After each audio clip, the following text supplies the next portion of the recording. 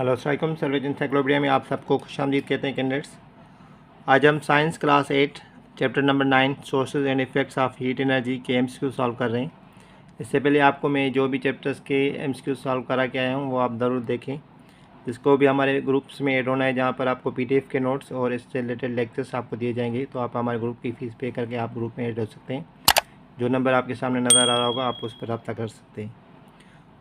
Chapter number जो 9 है उसमें टोटल 5 एमसीक्यूज़ हैं, वो मैं आपको सॉल्व कराऊंगा। सिंपल एमसीक्यूज़ है जो कि चैप्टर में से ही लिए गए हैं। सबसे पहला क्वेश्चन है, which of the following does not make use of expansion and contraction. इनमें से कौन सा वो ऑप्शन है जो एक्सपेंशन एंड कॉन्ट्रैक्शन का जो है वो कॉन्सेप्ट इसमें यूज़ नहीं होता। इलेक्ट्रिक फ़ैन है, एंड इलेक्ट्रिक आयरन है, रेलवे ट्रैक है एंड थर्मोमीटर। तो जब हमने एक्सपेंशन एंड कॉन्ट्रैक्शन का कॉन्सेप्ट सीखा था तो आपको वो आना चाहिए कि वो क्या होती है।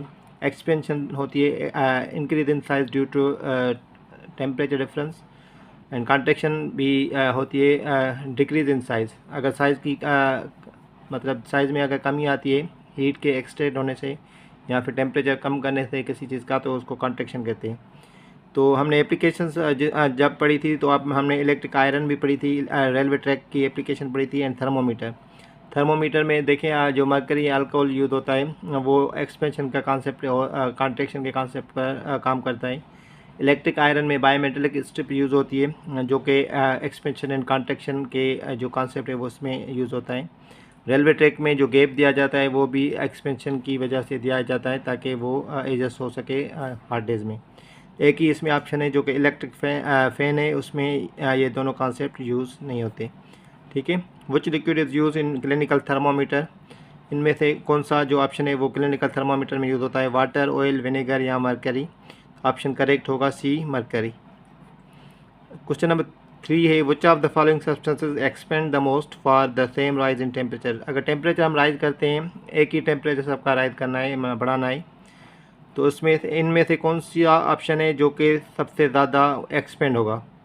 तो एक्सपेंड अगर हम सॉलिड्स, लिक्विड्स और गैसेस में देखें तो सबसे ज़्यादा जो एक्सपेंशन होती है वो गैसेस में होती है, क्योंकि उनके मॉलिक्यूल्स पहले ही दूर होते हैं। अगर हम उनको हीट देंगे तो और ज़्यादा वो दूर होने की कोशिश करते हैं।